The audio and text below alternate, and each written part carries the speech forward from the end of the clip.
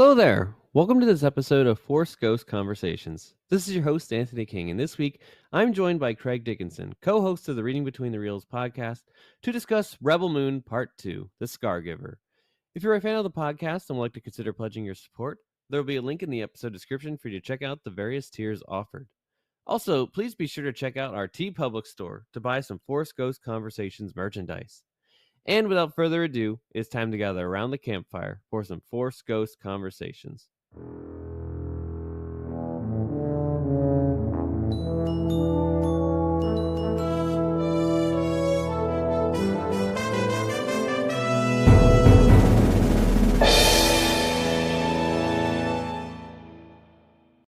All right, everybody, welcome back to another installment of Force Ghost Conversations. And this has been a one that's a long time in the works. Obviously, the film Rebel Moon Part 2, The Scargiver, came out in, I want to say definitively April on Netflix. That sounds about right to me.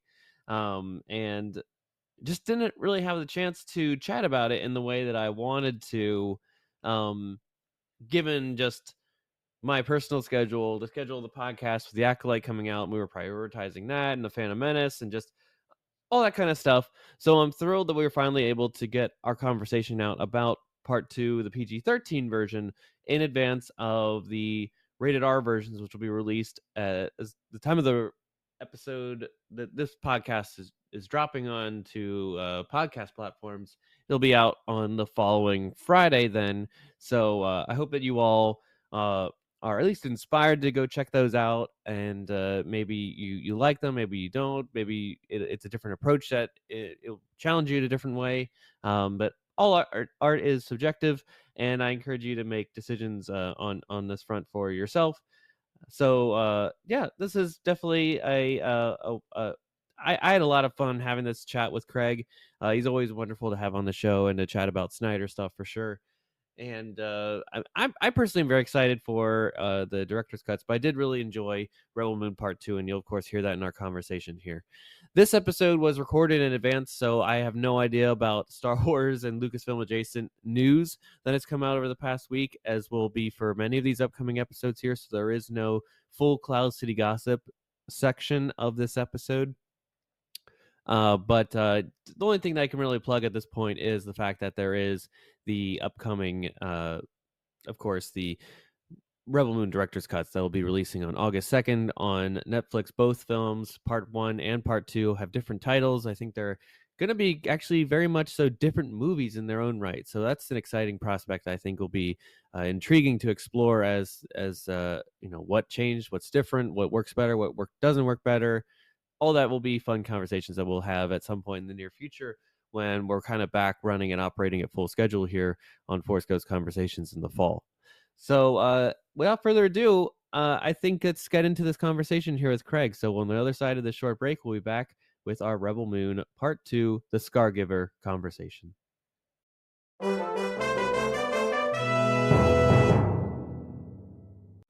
Ladies and gentlemen, welcome back to Force Ghost Conversations. And we're going to take a little bit of that adjacent route that we talk about on Force Ghost Conversations from time to time, where we talk about Star Wars, the Lucasfilm properties, but also the things that are kind of inspired by Star Wars, sci-fi, fantasy, anything in that realm. And today we're kind of continuing a previous conversation that we had a few months ago when Rebel Moon Part 1 came out. And actually, now, if you were, have been paying attention into the pop culture world, Part 2 came out a little bit ago. I believe in April, the movie actually came out. We're just getting to it a little bit later here, but it's better late than never to chat about this, especially with the director's cuts coming out very soon, folks. So this actually, when this episode, this episode is dropping on July 28th. Spoiler alert to everybody, we're recording this a little bit ahead of time, but the director's cuts will be out on the following week after this on August 2nd. So we wanted to get our conversation out about Rebel Moon Part 2, not the director's cut, but the PG-13 cut that is available to everybody right now. And of course, we brought him out for Part 1, but we had to bring our friend Craig Dickinson back, the co-host of the Reading Between Reels podcast, to chat about this film. Craig, welcome back to Force Ghost Conversations, and how are you doing? Anthony, I'm so glad to be here to talk about anything Zack Snyder. So yeah, thanks for having me back on the show. I agree. It's always a good time when we're chatting about the boss himself, Zack Snyder. And frankly, his passion project, this grand space opera that he's undertaking, is filling up all of his time at this point, basically, and excited to see where he's going with this world and this franchise in the future here, especially when these director's cuts come out. And I'm intrigued to see how the world reacts to them. That's where I want to start again. Is about we kind of had this conversation a little bit with part one here about the vitriol nature surrounding both that movie, and frankly the same conversation has happened with this movie as well. And somehow I don't know your thoughts on this yet, but it has even been received less favorably than critics for this film than for the first one, which kind of blows my mind. What do you make of this critical reception, and is it really based in anything that is kind of substantial, or is it just one of those things where it's a subjective thing? How can we even take it uh, seriously at this point? Yeah, you know how Teflon, nothing sticks to Teflon? Like, Zack Yeah, Snyder is, like, basically the opposite of that. Like, it yeah, doesn't matter at this point. yeah, Like, I was telling somebody the other day, like, basically Zack Snyder could make Citizen Kane, like, right now, like, be the original person who made it, and it would get blasted by the critics. It does not absolutely. matter. Yeah, Um, and that's fine. Like, I see the every time I see the Rotten Tomatoes for a new anything aggregated for Zack Snyder is gonna come out pretty low, and we're just hmm, used to that at this point. It's not gonna make me choose to not watch the movie. I'm yeah, gonna make my own choices, and we talked about this in the last time when we talked about part one, that I really do kind of wistfully look back on like the 1980s where we didn't find out what the hmm, aggregate score was. It was just hmm, maybe Siskel and Ebert thumbs up, thumbs down, and even that wasn't enough to make you go, no, I don't want to see this movie. right, So it's right, it's a lot of talk. It's just I don't really listen to too much. I mean, it's not a perfect movie. It's not. It's flawed, sure. Um, but it's a fun 2 hours to, throw it's a Netflix movie. Like, what sure, what are you asking for? I watched it again. I've seen it just twice at this point. I've watched it again tonight, and I enjoyed it a lot better the second time. I think these films hold up pretty well, and it works for me. yeah, It's a fun movie. It does what it's supposed to do. exactly. It's a PG-13 great action romp, especially this movie. It's a war movie. It's a continuation of part one in many ways, right? I think it's probably intended to be watched as one movie, part one and part two together. Yeah. I'll ask you about the release schedule in just a couple of seconds here, but um, I agree with you at this point. It's just to be expected when a Zack Snyder film comes out. I think I would be more shocked if people found it critically favorable. If the critics like, I think that would be like, what's wrong? Is will I like this movie if it's received well by the critics? I think maybe Justice League, Zack Snyder's Justice League, might be the one that is the most quote unquote, in terms of the score, well received by critics. No, it's a fantastic movie, of course, but I think uh, I'm just curious why like other films didn't get that same praise when it's very similar and in the same vein and all that stuff. I mean, there's probably a lot of other variables that are affecting that. But like a Man of Steel, you and I would probably argue is like up there with like being a really well made film, and that's sitting at like a Absolutely. 50% on. So it's like Yeah. I just wonder, like, I see the criticisms that people have about these movies, and it's I feel like some of those things are just like aspects of films that people would let go in other movies, and then you would just be fine with it and just say like, yeah, it's a fun movie, I like it, thumbs up, go watch it. Whereas this one, they're like, how dare they have to pull all these people have to pull this spaceship to it's already crash landed out of its hole so that it can fly away again.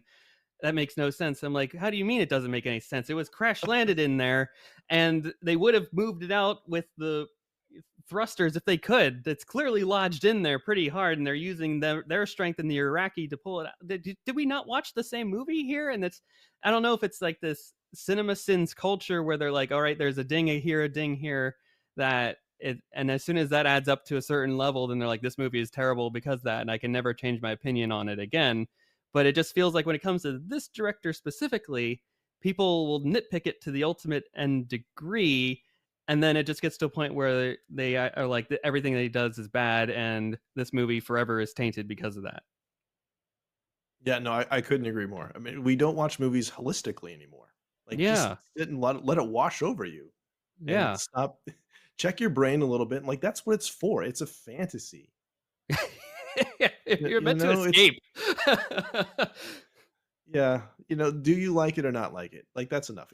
Like, small sidebar, but, like, speaking of Snyder, like, the Martha moment in BVS, right? Yeah, I've had this argument so many times, like, "Oh, it's so stupid how this happens," like and I just like, "Look, when I watched the movie in the theater, that moment worked for me."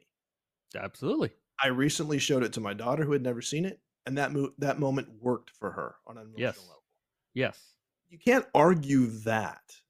Like, maybe you didn't like that's fine, but you can't tell me that I'm wrong because I enjoyed that part or that worked for me. Yeah. Yeah.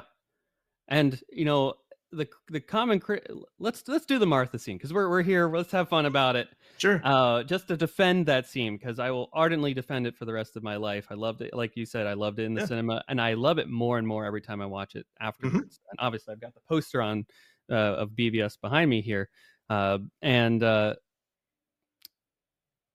I think everyone's just like, why wouldn't he just say like, "My mom's in danger. Go, please, please help. We need to stop fighting right now." Right? Mhm. That's probably the fairest criticism of that. And then when you consider like Bruce's rage and mentality in this whole sequence, right? You've seen Army of the Dead, correct, Craig? It's on my list, but I haven't watched Really? either of his zombie movies. I know. Okay. Okay. Well, definitely a must. A must. That's Yeah, on your watch list now. That is it your is. homework.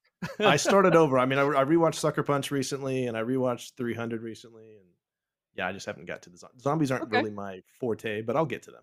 Okay. Okay. Well, Army of the Dead, although it has zombies, is an all over the place adventure. It's not necessarily about zombies. So let that sink in. There's a lot of Okay. philosophical mind stuff in that. Um, but there's a sequence where uh, a character is basically there's a shady character that gets knocked down that's kind of pulling the strings behind the scenes that's really he's not a good character at all and one of the characters that is against him knocks him down and he's like please don't I have a mother and the person that's literally holding a gun to his head is like everyone has a mother who cares which is basically Nice. what Bruce Wayne, Batman would say in that moment, I don't care, you're a threat to humanity right now. I have to take you out. Versus we saw in the movie the buildup, he knows that it's Bruce Wayne. He says, Bruce, please stop this right now. And he's investigated clearly this whole Batman and Bruce Wayne throughout the movie, at least in the Ultimate Edition, which you and I consider the movie. Um, he knows that this man is clearly traumatized by his parents' death and it still haunts him. He can see into his brain, as showcased by the movie, and kind of hear his thoughts. He's inundated by everyone's thoughts. He can focus on Bruce.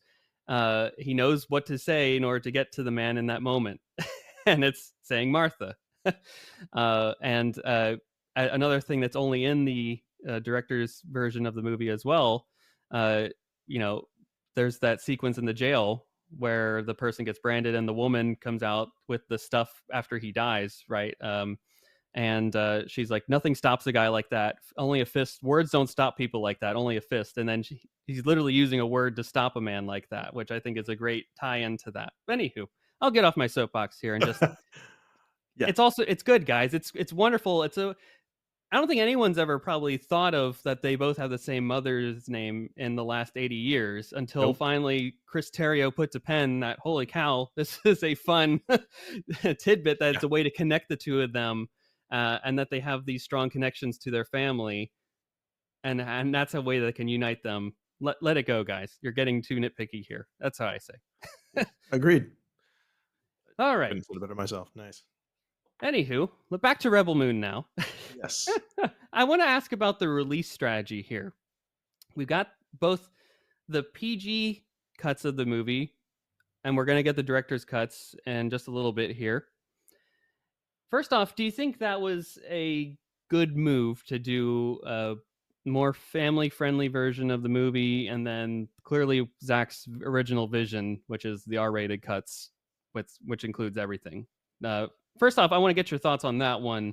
Do you think it was, in hindsight, was it better to do two different rated versions? No, I think that should have just been the full on Zack Snyder's original vision from the beginning. I think Yeah. it would have a lot more sense to do that for a couple of reasons. One, I think that you're going to get into the discourse about the Snyder cut Mm-hmm. immediately, Mm-hmm. and some of us that are like, yes, we remember that fondly. A lot of people are tired of that and feel it's Yeah, overplayed, yeah. and it's gonna have the stink of that's gonna be on this because of that. But then the other thing is that, Zack Snyder's most popular films are R-rated films. Like, Mhm. we mentioned 300. People love 300. Sure, Watchmen is sure. getting, like, a lot of people are finally coming around to, yes, especially an ultimate cut of that The film too. ultimate cut, yeah. Amazing. It's aged incredibly well. We've mentioned the, BVS, the R-rated It's version of R-rated, that. yeah. Justice League, the R-rated version of that. Like, let the man do his thing. Stop trying to cater to an audience that isn't really there. Mhm, You know mhm. what I mean? Like, let Yeah. Zach be Zach, because those of us that like his work and like those films that I mentioned will flock to that. And I think Mhm. that you're kind of you're compromising his vision, which we've seen how well that worked with the theatrical release Yes. of Justice Yeah. League. Like, and not to mention the fact that it's just confusing. Now there's different names for what's going on, and Mhm. I couldn't help but watch either of these two films and go, yeah, but I wonder what the other one's gonna look like. Yeah. Because I Yeah. know that I'm getting a sanitized, compromised version of it. Yeah. So And I think there are a lot in that's the Snyder fandom that have, like, not watched the movies yet because they're like, again, that same thing. Why would I watch a distilled version of this when mhm, I know I just have to wait a little bit longer for the full meal, the full buffet? yep, Why eat a side salad when I know there's a ribeye right around the corner here? exactly. Um, you know, I, I'm kind of on the fence. Like, I understand. I'm trying to empathize. I'm trying to think through why the Netflix. Like, I think it comes down to the Netflix model itself, right? They want the content out there. They want the machine of content. They need something new each and every week in order to keep the people subscribed, entertained. They don't care if it's good or not. Right. I think that's Netflix's MO. Is they're like, well, just do something. Just throw spaghetti against the wall. If it sticks, we'll give it a season two. And then usually we'll get to a season three and can it because then we have to pay the actors more. But It's all true, man. all true stuff. But if it's interesting that they would do, they're basically getting four movies out of this, Mhm. at least in this first stint. Right. They're getting the two PG-13 cuts that they released, and they're throwing out uh, the two director's cuts at the same time. But it's so they just want the watches? Is that good enough of a metric for them? It keeps people subscribed. I don't really know how streaming services value profitability when it comes to this stuff, but it seems to me like just Netflix is just like, all right, if you want to do, because that's the mandate basically. They were like, we want you to do your R-rated cuts, but if you make PG-13 cuts, we'll fund this. That was kind of their Yeah. shtick, right? That was the deal that was struck to make this movie. So they're the ones that advocated for the PG-13 versions, and are they kind of living in their own consequences now because of it? And I don't, and it's a fair question. I think they kind of are, because they're not critically well received. They've been viewed a lot, like they're number one movies when they come out. Um, so in a way, I'm kind of glad that they maybe have different names because they should be treated as different movies. I think that's very appropriate. Um, and hopefully they get different critical scores because of that too. And then people are like, okay, I wonder if they make a third one, like part three, chapter three, whatever they want to call it, that if they just forego the PG-13 version and just do a rated R version. I don't know. I think the other thing in their mind is that, like, we want to make this a family-friendly franchise in a way, but I don't really know if there's a lot of family-friendly elements in this franchise to begin with. That I don't know if many kids are just going to say, "I'm going to watch Rebel Moon today." I think it's probably more gravitated towards a 18 to 35 audience just in general because of the way that that's the kind of Snyder's MO is that type of audience and the type of action style he's going for. Um, so that's kind of the first stage there. And then the other question is, in the same vein of the release schedule, should should they have just packaged them as one movie again? Like, I feel like part one and part two should have just been in one long 4-hour movie, a la Justice Cut, and you can pause it. You're at Netflix, you're at home, you can pause it, go to take a bathroom break, and come back and watch more. Would this movie have been perhaps better received if it was released all at one time, and rather than in chunks? Then people are like, well, it feels disjointed. It's like part one syndrome, and then people watch this one, they're like, it's part two syndrome. It just takes place right from the start of the last one, and it just kind of feels again like Zach was told, uh, put a go in the middle of these movies and find a logical place where you can pause it, and we'll release that version first, and then part two will come out a few months later. You have any thoughts on that one, perhaps, and maybe if that could have changed the viewing experience for everybody? Yeah, you watching it today, I was actually struck by how great this would have worked the whole thing together as a miniseries. Yeah, I think just Like release it at once with I episodes. mean, you could do like 40-minute episodes and stretch it Yeah, out. And you could like borrow a page from the last season of Stranger Things, and you could do it in a couple different sections where you're going to get those week to week numbers. yeah, And then you could pause, and then you could do part two or whatever, or you could do it all together. But I think that, I mean, that would also allow you for, one of the big criticisms about this film is the lack of character development. You can hmm, spend more time with each. I mean, you could just have an episode on Nemesis or whatever. yeah, absolutely. You could spend the time with each of these characters and do it that way. And so I'm not sure of the reasons why that wasn't those decisions weren't made, but I think when the thing that's this big, clearly there's a giant world out there. Hmm. There's a lot of world building that's hinted at. I think the potential for a miniseries would have been. I think it's an untapped resource that they, for some reason, chose not to do. Yeah, But whatever they chose to do, I think feels kind of disjointed. Feels like they're trying to serve a lot of masters and they're not really doing. They didn't pick one master to serve appropriately, and they Yeah, yeah, it does kind of feel right here, at least with the release schedule so far. Now, I think that the R-rated cuts are going to serve Snyder fans well, I so I think think so you and I too. will probably love them. Yeah, I think so too. And it's funny we're talking about like I was struck by this. It's like there are certain you know filmmakers that like they just family friendly. They don't really fit in that category. Like we've Mhm. seen Michael Bay kind of he can kind of go back and forth, but he's probably like our stuff is probably more where I he's would at, agree. Yeah. right? Like you're not going to make and you're not going to have like Martin Scorsese do an R like a PG-13 film, Yeah, not even. He's not you going to know, get close to that. and If he that's doesn't drop an okay. F-bomb, it's not a Scorsese movie. So there are certain ones that can go back and forth, but like I think what we've seen repeatedly is that Snyder leans toward R-rated material. Like Just naturally. just embrace that. Asking him to do family friendly is kind of silly. Mhm. Mhm. And it's like, I wonder how the editing of this movie changes because of that. It'll be very fascinating to see how you when you add an extra hour to this movie and you change up some of the dialogue, the action sequences are rearranged differently because they're allowed to show like limbs being cut off and bones being broken and all that stuff.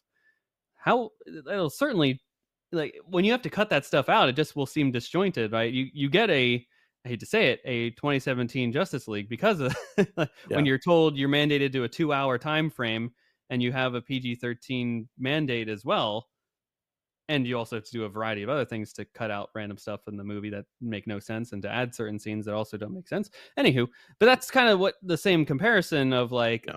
a movie is made rated R, intended to be that hard R for sure, and then not only are you cutting very much a large chunk of the movie out, a third of it in many regards, and then to also distill it down to a kind of weaker way Yeah. of putting it. Uh, I can see why people are like, yeah, I think at this point I'll just wait for the full meal when it's only a couple months away. I'm not missing out on anything if if I don't know it yet. Mhm.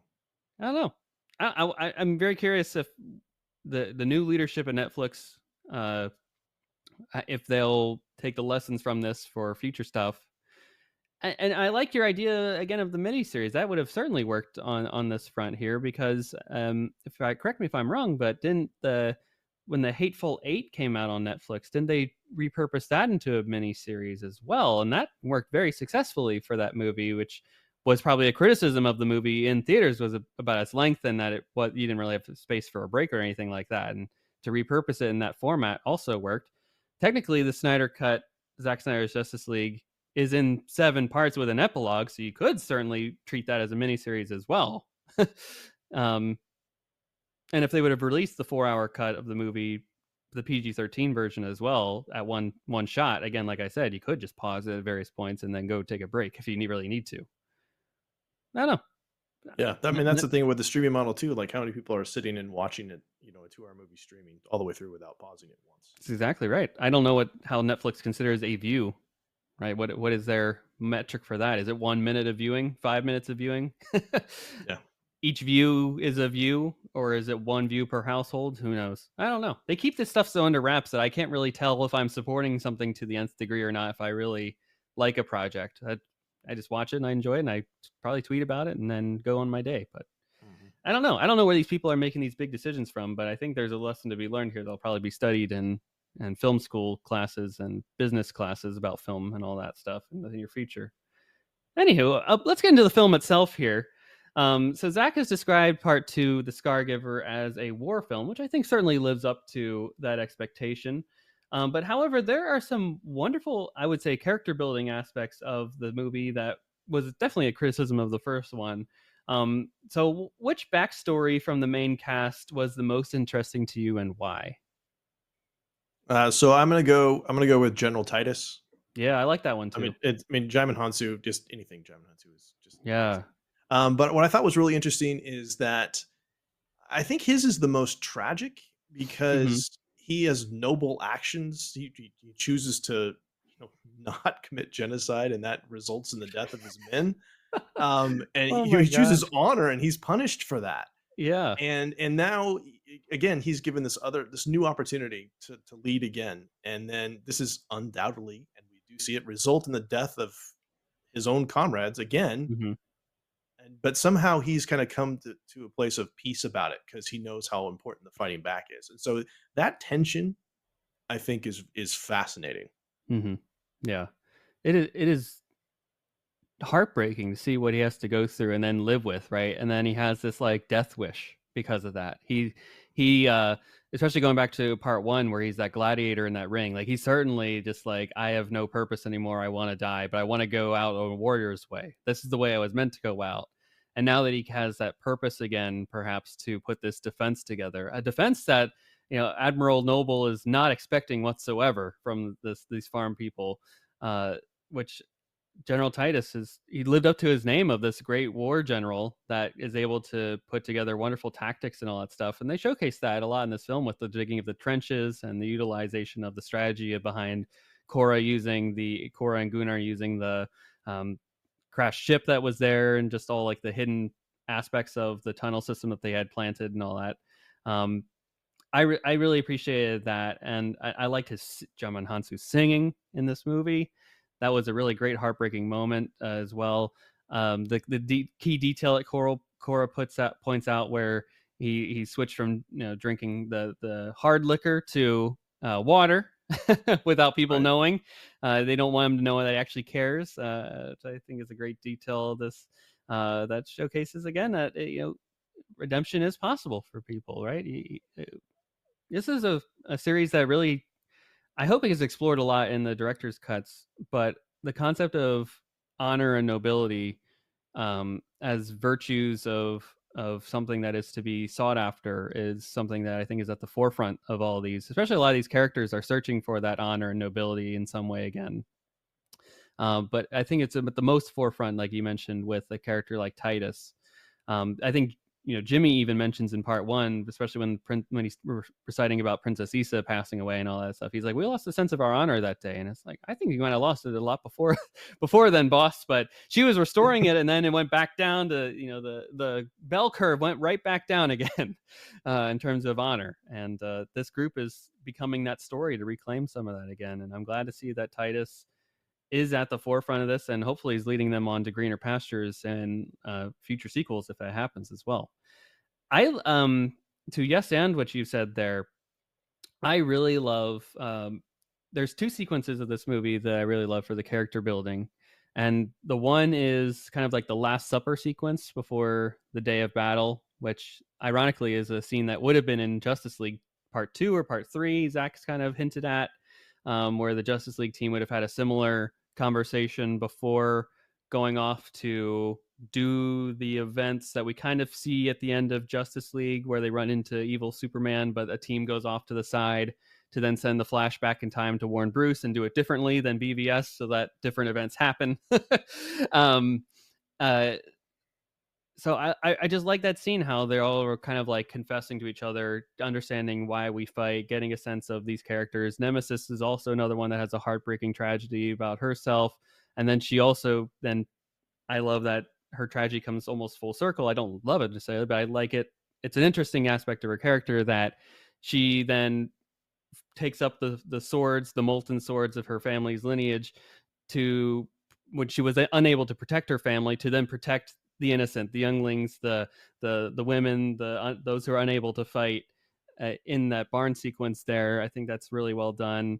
Uh, Prince Tarek is another instance that I find very fascinating about this person that is a descendant of nobility and lineage, right? And how do you be a prince without a crown, a king without a crown? Like you're born into this, and then you lose everything. You lose your family, you lose your country, your planet in one day to them, and you're living as a refugee. You have everything and nothing the next day, and how does that humble you? And now you see where it brings him into this battle where he's taking up arms and trying to fight against the mother world again. Love that sequence a lot. And then I'll also add when Sam does the kind of flags for each person, distills their character to a very base level based off of the flag that is presented to him. I find that just to be really cool and fascinating. So, um, did you have any more thoughts on some of the character world building in this movie? Uh, my only thing is, I think I would have. I appreciate that they had those scenes. Hmm. I think I would have liked to have seen them a little bit more organically. This goes back to my kind of Sure. miniseries vibe. Again, in perfect world, like you needed to have that scene though. I think Yeah. you kind of needed to get to know who these characters are a little bit. It does feel kind of arbitrary that they're together, especially Hmm. if you haven't really paid that close attention or didn't see the first film. This kind of catches us up a little bit that Yeah. way, and so I appreciated kind of being reminded of here's the struggle. This is why it's a galaxy spanning struggle, and so here's little instances of why all these people would have reasons to fight back.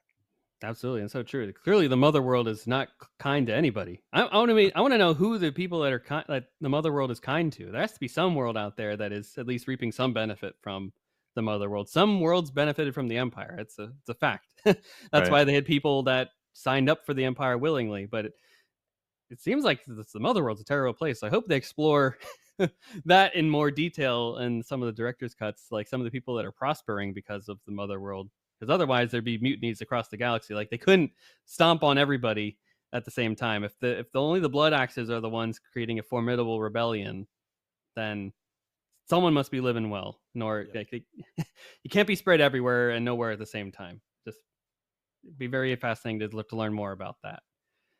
But something that's really fascinating to me about this movie, and again, I want to hear your thoughts on this because it ties back to a movie that I think you and I both really enjoy here.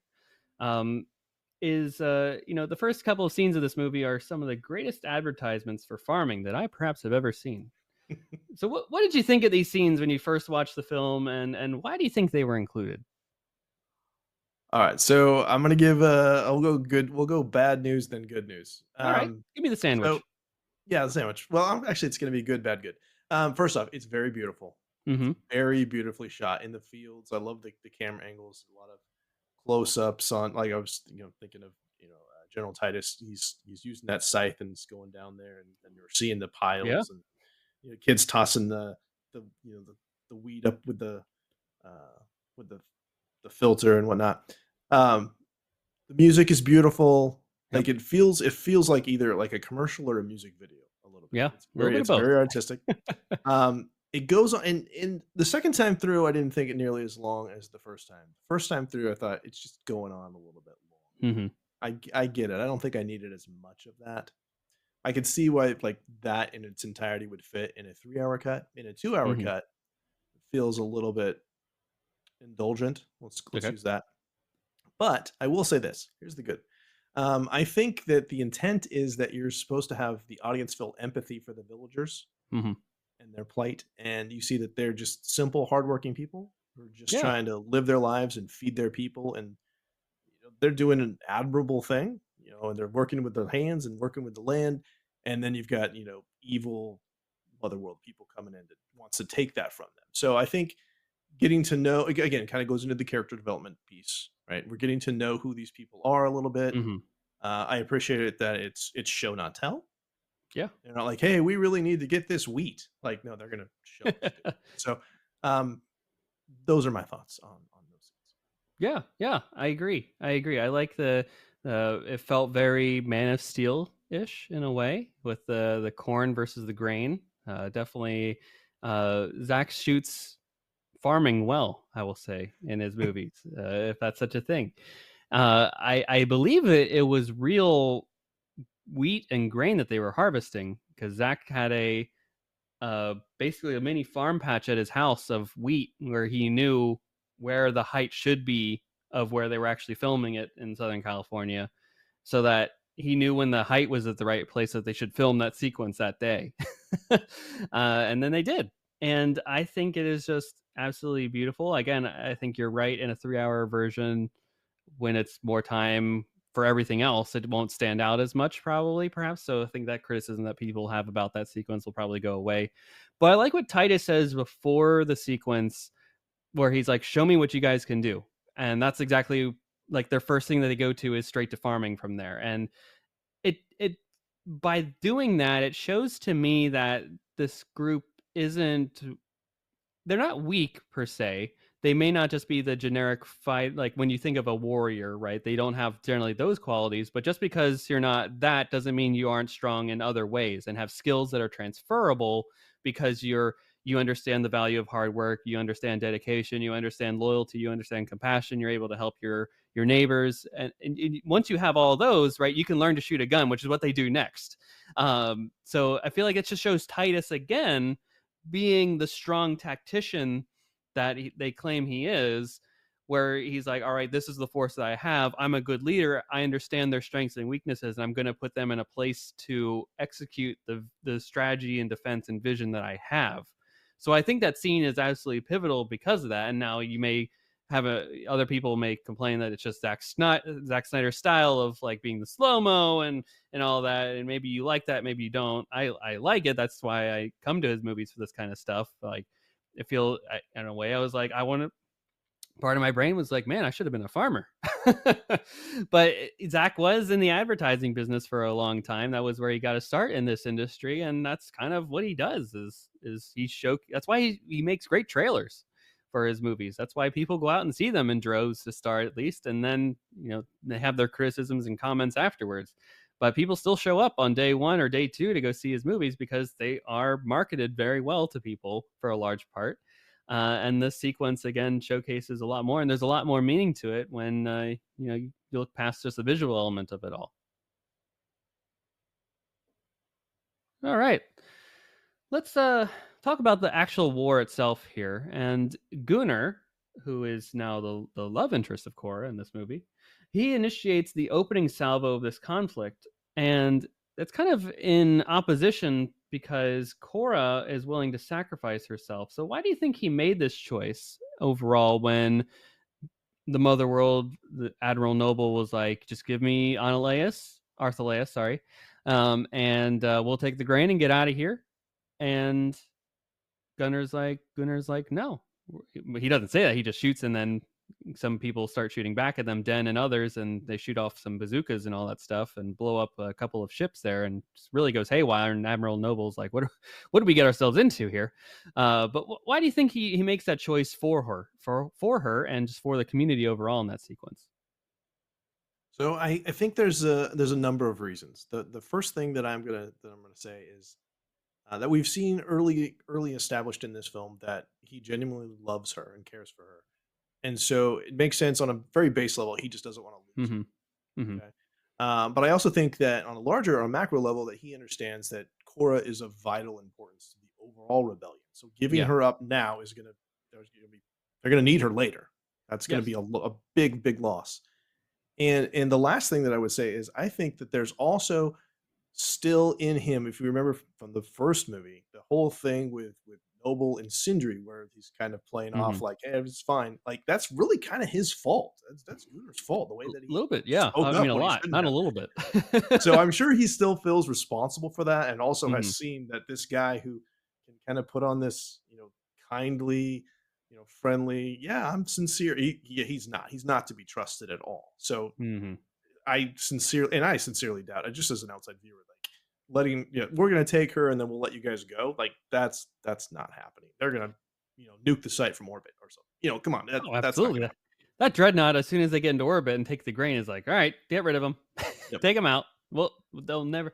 The seeds of rebellion will never come up against, and then they'll sing songs about this in the Senate, and the praise of Admiral Noble will be across the galaxy. Again, this is a fascist dictatorial organization that is rolling across the galaxy. And if you think for a second that they're not gonna just take what they want, no matter what, and then just kill everybody without thought, first off, you're ludicrous if you're thinking that they're gonna at least accept that and then walk away. Base value right there. I think that's the first and foremost the answer I would say for that one is like there's no guarantee that they would actually walk away if you gave into their demands basically, and then they just turn around and just kill you all there. Um, and then part two, I think of that line from Avengers: Infinity War where we don't trade lives.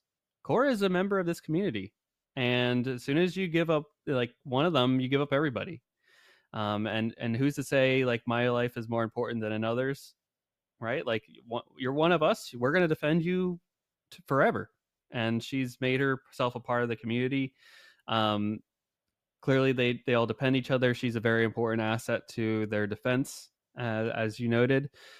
And yeah, I think that it just showcases that there's a lot more to Korra being a part of this village than just this outsider that she thought she was to begin with. And then Gunnar by doing this is like, no, you're with us. We're going to do this together. We need you. You need us. We're a symbiotic relationship here, which I think is really great. No, it's not necessarily told, but it's on the it's reading between the lines there, reading between the reels in a way. um, and this film, well, let's just say after this point, it goes into this huge, hour plus long action sequence. After this, there's not a whole lot of dialogue. There's definitely a third act of a film that is very long. Um, so in a film that is literally riddled with these intense action sequences, what moment or moments perhaps were your favorite, and perhaps why, if you don't mind sharing?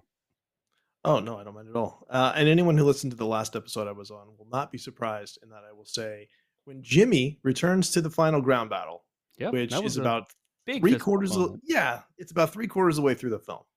It's a long wait for us to Mm-hmm. finally get some Jimmy, and then it's only about 2 minutes long. Please be longer in the director's cut. But I love it. It's so a lot of it feels like it's right out of Man of Steel, Mm-hmm. especially some of the way he moves, the agility. Then that jump out of the Yeah. tank after the grenade thing with the cape and everything is like, yeah, that looked like Clark. Um, he shows up right when all hope seems lost. Like there's the ebbs and flows of that battle, and it's like, yeah, we're yelling at each other where everything's happy, and then it's like, oh, here rolls in the tanks and the reinforcements, like Mm-hmm. screwed, and then Jimmy shows up. That I've just been waiting since the first film for him to just do something Do cool like something. do something, period. And I was shocked. I made sure I kept track of the time because I Mm-hmm. knew it was fast, and it was like, yeah, it was like 2 minutes, and he just like laid to waste. Like, dude, if you were here an hour earlier, Yeah, how many people would be alive come on, Jimmy. if you didn't choose to wait until the right moment to Yeah, to casually drop in? I just love that character so much. I think there's just so much potential for that, and I'm hoping Mm-hmm. that. I hope first off that we get more in the director's cuts, and then in Yeah, future I installments. agree. Did you get like vibes or glimpses to the Wonder Woman arrival in BVS sequence in the with that moment as well? I am now. I Now didn't that think I about that. mentioned it, you're just literally dropping in. It's kind of the Yeah, same beat. yeah, no, very much so. um, for me, in addition to because I think the Jimmy sequence is hands down the cream of the crop of the action in this movie. I love just like Den randomly almost taking out Noble. Yeah. Like he's this close to doing it. Oh man, so Just close. this random farmer that is this big hunter in the community, that's almost being able to take out these one of the top generals and admirals of the Imperium, and wow, kudos to him because that, and then of course has a tragic fall to his death after that. But you know, it's war. It's war. Terrible things happen. I do actually really love the just final battle between Noble and Korra, Mhm. where basically all hell is breaking loose on this dreadnought as the interior is blowing up. This thing is still powered by coal, by the way, too.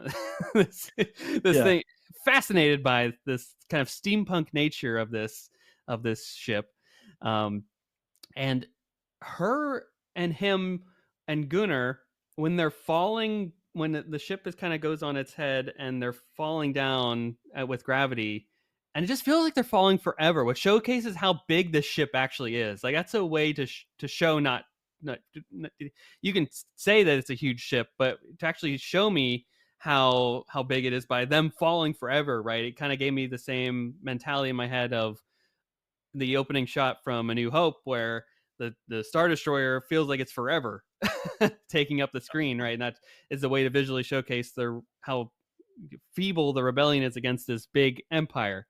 Um, this huge ship, and how can they get themselves together and grasp some sort of defense as everything is falling apart around them?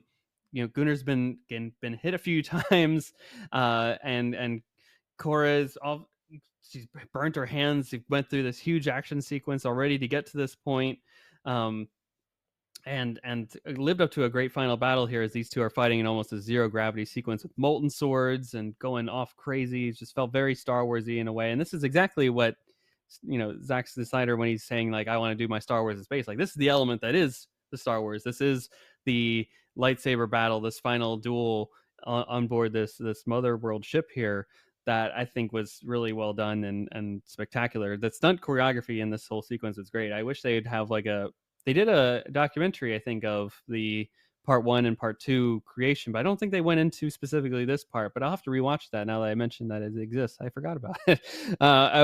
Watched it in April as soon as I watched part two, and then they were like, "Oh, by the way, watch next this documentary," and I forgot about that. I should have probably watched that before this. But I'll watch it afterwards, of course. And then if there's any fun tidbits, I'll enlighten the audience, of course. But I thought that was a really great way to kind of bring this whole battle to an end, and again highlight in a way that this small farm village was able to stand up against this dreadnought, something that hasn't been done before apparently, and defeat it with their hunting rifles and a couple of grenades, and this band of rebels that have been cast aside and outcasts that are now trying to regain some of their honor and glory, and they're able to do it in this sequence, which I think is really cool. Really cool. There's a lot of action in this movie. Yeah. Take your pick in the last hour of what what moment you like. I like it also Titus and Tarek basically being like Legolas and Gimli in a way. Like we can't let them be on the field with us not there, and they're fighting on this bridge that the smoke covers up and all that. And I think that's a really well done visually shot.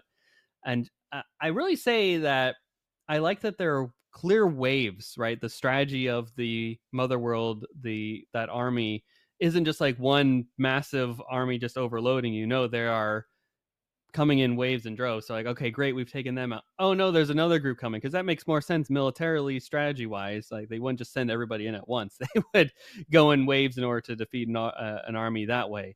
But I felt it as an audience member. I was like, oh my gosh, another wave is coming. I thought we were done, guys. Nope. And I can only imagine how demoralizing that would be for those in the trenches, and clearly on Titus's, Tarek's face, and Milius's face. Like they were tired. They were ready to go home, and then Jimmy drops down and drops some knowledge on everybody by taking out a couple of those tanks and ships because of that. But Jimmy's the real hero of the day. Love So some this Jimmy. film, Craig, ends on another cliffhanger. Part one ended on a cliffhanger with Noble still being alive and showcasing Regent Belisarius. This movie takes that one step further. The Princess Issa still lives. We were showcased her assassination as well as the king's assassination earlier in the movie, which very similar to a March, the Ides of March sequence, very much a Caesar assassination in many ways. But she still is alive. So first off, how do you think she survived her assassination, and where do you think the story goes from here if it does continue? Well, first off, she's clearly supernatural in some way. We, Oh we yeah. got hints of that in the first part where we saw her heal the bird. And then, as she gets shot by Cora, there's like this white, glowy, sparkly thing that's happening. We don't get to actually see the wound. We just kind of get to see from Mm-hmm. the way it's framed, we just see kind of her face is what we're focusing on. But there's some aura that's happening there. Yeah, Um, so the normal rules don't apply. So we don't know what the rules are for her yet. that's true. We really just don't know. It could go anywhere. So they could recast the character. Maybe she's reincarnated as a different person, maybe Mm. different actress. Maybe she comes back and looks the same. We Mm. don't know. Mm. But one thing I do want to know. This time, I was definitely struck by. Well, how does Titus know? What does That's he another, yeah. know? Yeah, what does Titus do? What is he It, hiding? we know that she is somewhere. Is he responsible for her being relocated in some way, or does Yeah. he just know rumors? What we don't know. It could be any number of things. But I'm hopeful that we get a proper backstory for her, kind of Mhm. like explain kind of why she has these powers, or at least theories about that. You don't have to over explain it to me. It's always most of these things are better when you don't find out all of Less it. is more sometimes. Yeah. Yeah, exactly. But I want to know where she's been, obviously, and at least somewhat of an explanation of her powers. Can you give us a little bit more of here we go. Here's kind of what she's known for. Here's why she might Mhm. not be dead. She's clearly this chosen one paradigm that's happening here.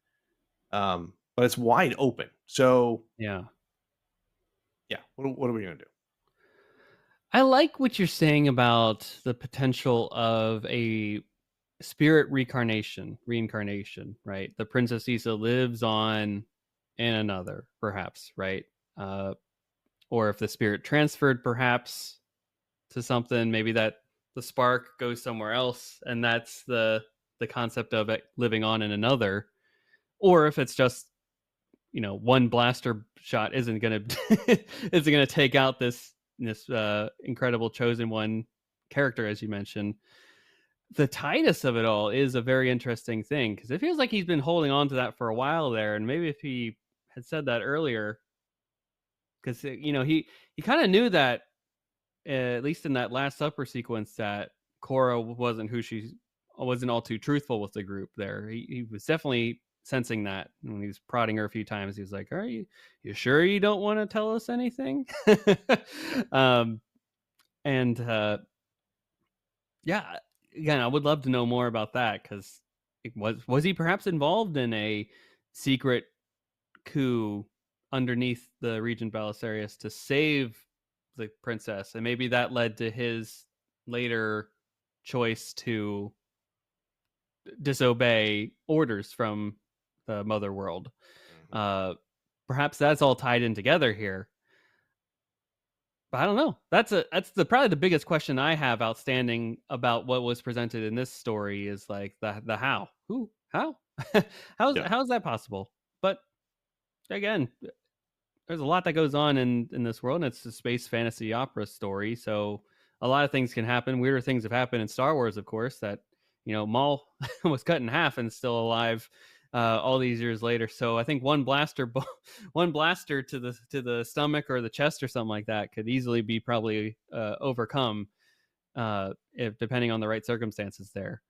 exactly. Um, yeah, I'm again, I'm very intrigued. I think that offers up a lot of promise here.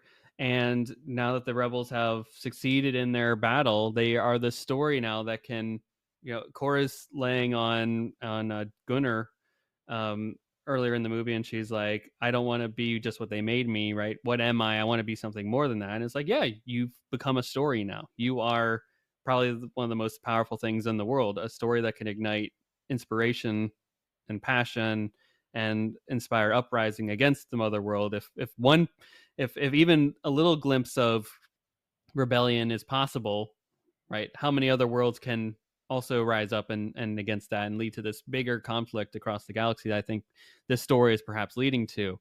But will Issa be the centerpiece of that rebellion?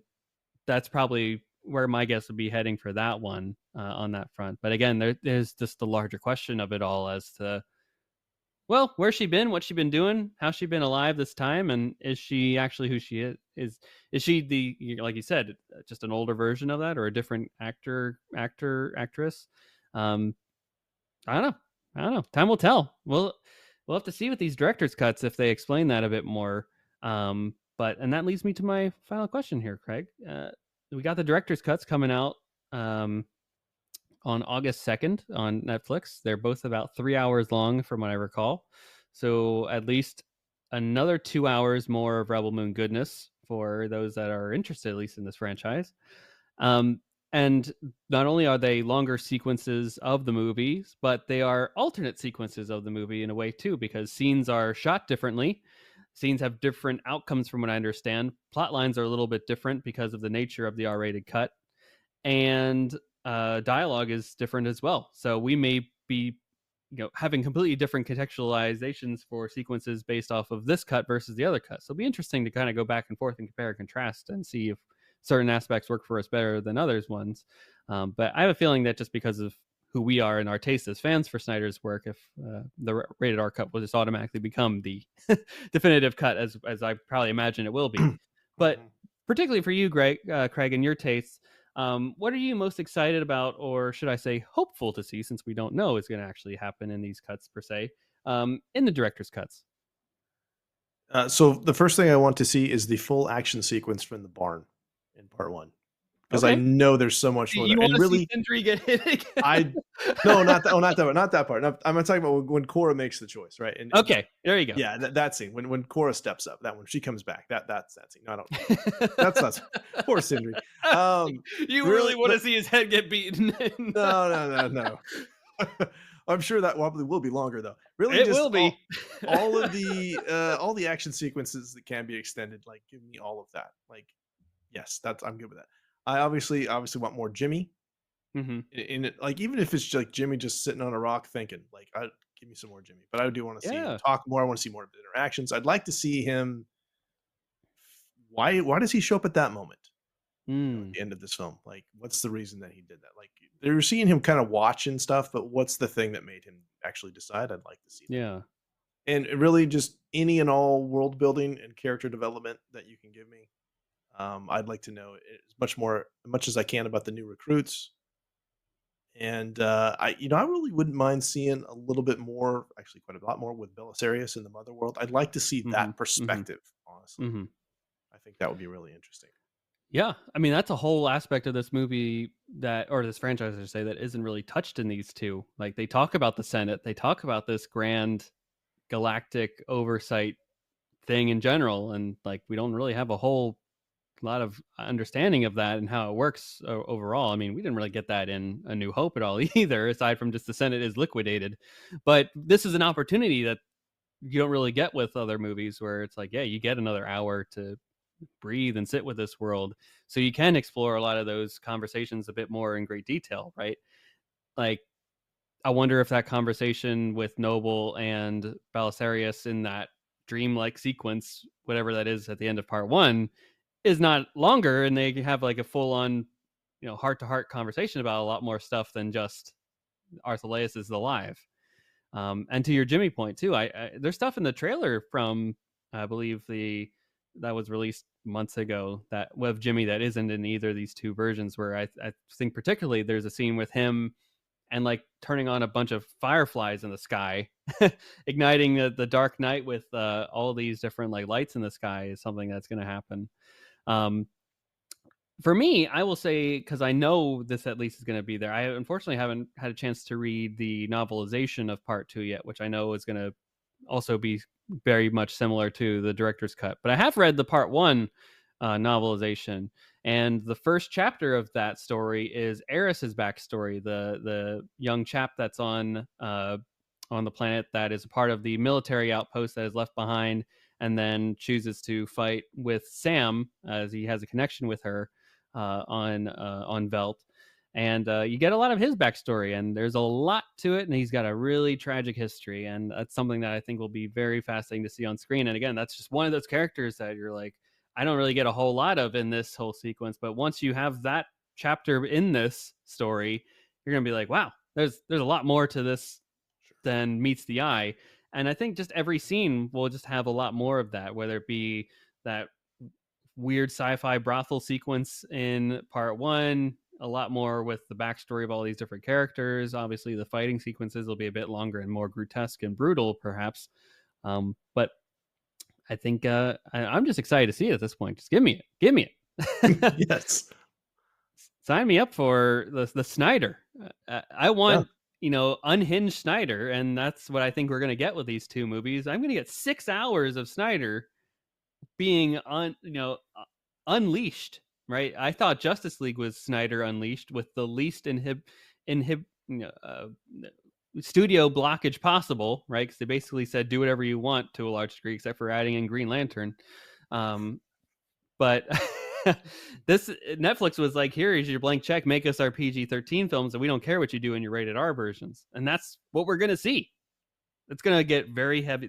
The heavy metal from the 1980s version, if not necessarily like Judas Priest and Iron Maiden when I say heavy Yeah. metal, but like heavy metal, the cartoon and that Mhm. magazine publication is that influence is going to be in this a lot more. The Norse mythology from that as well is going to be on full display in this sequence a bit more. It's going to be a lot sexier. It's going to be a lot more brutal.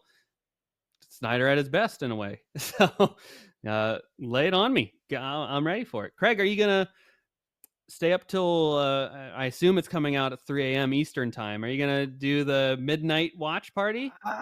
Maybe, and probably not. Probably not. It'll still be there when you wake up. It'll be there when I wake up. Yeah. I don't blame you. My brother, because we'll be at our beach house on vacation with my my whole wife's family, and my brother-in-law really loves Rebel Moon. He loves part one. He loves part two. He cannot wait for the director's cuts. Nice. He texted me earlier this week and was like, "Hey, are we getting up at 3 a.m. to watch the? Are we gonna watch him at 3 a.m.? What do you think?" And I said, "It depends how tired I am. I don't know if I can. I don't know if I can do the 3 a.m. for this for 6 hours. I don't know. But he's got a newborn, so he'll be up. But it doesn't mean It's I already will up be up. anyway. Yeah."